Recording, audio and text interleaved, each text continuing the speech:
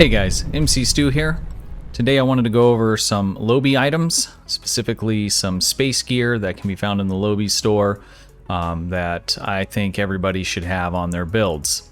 Before we jump into it, I just want to say that I really appreciate all the support that you guys have been giving to my channel over the past couple months here, and I just wanted to say thank you. If you haven't already subscribed, I'd appreciate if you went ahead and clicked that button for me. Also, if you haven't already, join the Discord. This month we will be doing a ship giveaway. It will be a Kelvin Timeline Dreadnought, and that will be going up this coming up Monday, and will run for 10 days, and we'll draw the winner at the end of that 10 days. It will be for PC only, and I encourage you guys to jump in there, check it out, and enter the giveaway. Let's jump into it here. So the Lobi store has quite a bit to offer in it, from ships to space consoles, weapons, and ground gear, armor sets, and also vanity pets and some other little toys in there. There's quite a bit of good stuff in most of those categories. And like I said, I wanted to look at specifically the space gear today. So first, why don't we take a look at those items on this build here. Then we'll jump into the Lobi store and take a look at where those can be found. So these three items, and I referenced them in a past video, and somebody was asking, well, what are those three items that I use on pretty much all of my builds. So anything that is energy, torpedo builds, a little bit on some of the science builds, kind of depends. Air science is kind of a special, unique thing where chasing that critical chance and severity can be done in different ways and isn't quite as important, and there's an asterisk around that. In any case, tanking builds using these three items on pretty much all of those as well. So they're a good investment. Lobi's not always easy to come by. We will have an opportunity to get quite a bit of it at the end of this year with the 2020 campaign that just started running with this last event here. So let's take a look at these items. So it's going to be these three here. So we have the Swarm Processor console, excuse me, and we have the Bioneural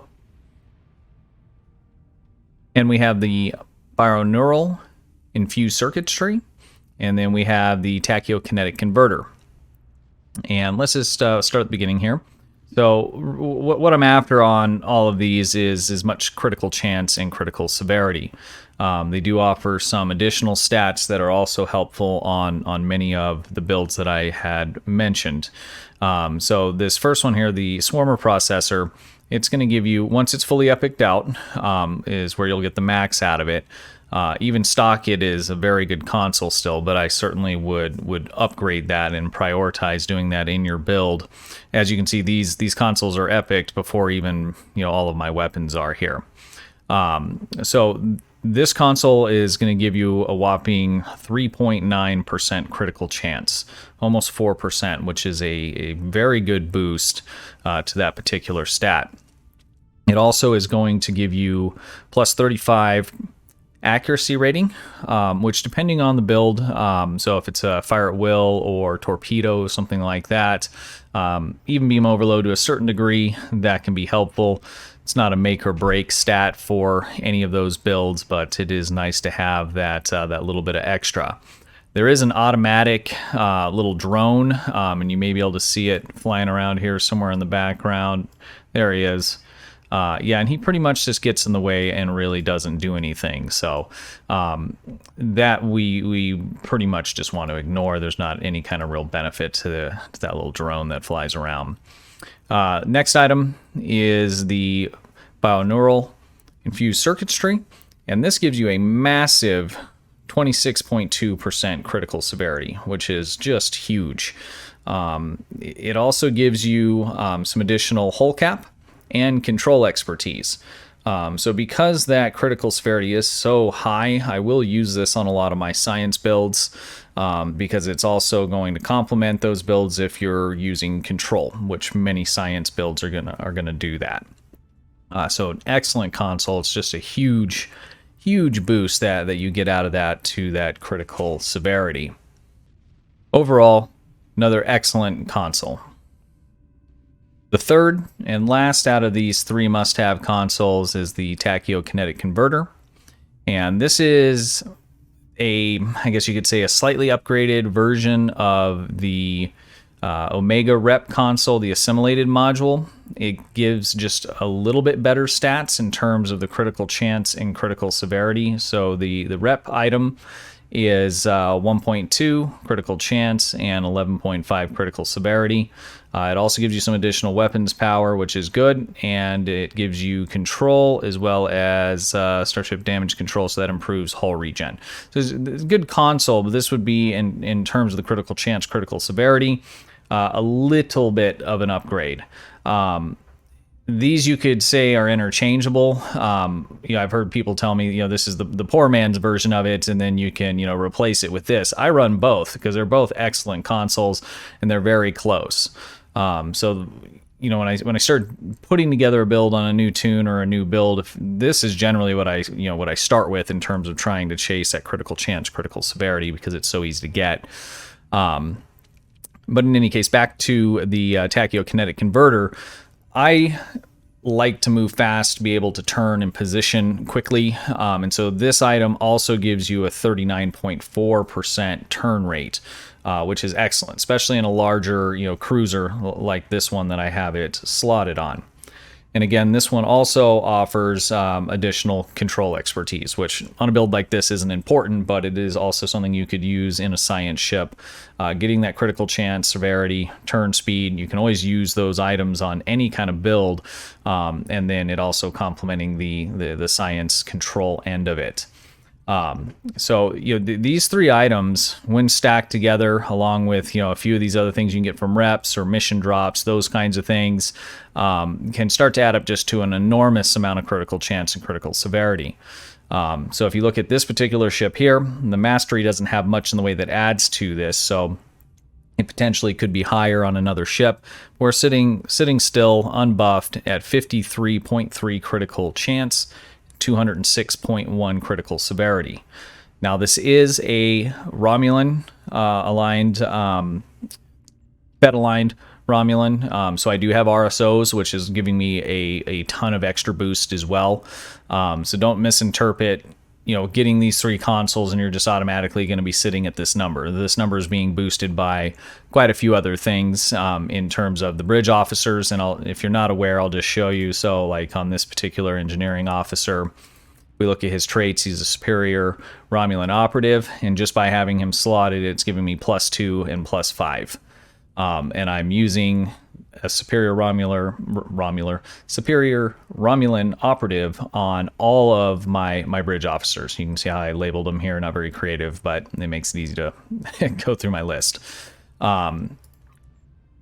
So these, I wouldn't even call these things min-max. These are, the building block that is going to give you the largest boost of critical chance, critical severity, and you'll add to that with your endeavors, with your tactical consoles, with your bridge officers. There's quite a few other sources. This was a mission drop. We're getting a little bit from this guy here, and as I stated earlier, this rep piece as well. But those are really the main things that are boosting this. And even if we take a look at, say, my endeavors, I am not that high on my paid account. This is my free-to-play account. I'm in the upper 200s. So critical chance is fairly high. It's what I've been picking here. Critical severity is a little bit lower. There's a lot of room here where I can grow and get more of it out of the endeavors there. Let's take a look in the Lobi store. And as you can see, I don't have much. I picked up these items from last year's event. You were able to choose a big chunk of Lobi. I think it was 1,000, and then waited for a sale and was able to pick up those. And I also picked up a ship as well. Which one did I get? I got the Primate ship. Where is that at? The Zindi. That is not it. Is that it?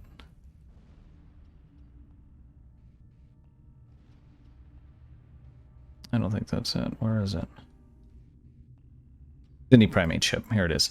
So I picked this up. It's not the most impressive ship in the world, but I grabbed it for its trait, which extends beam overload by an additional 5 seconds. So with running Photonic Officer, I'm able to keep that beam overload ability up just about full time.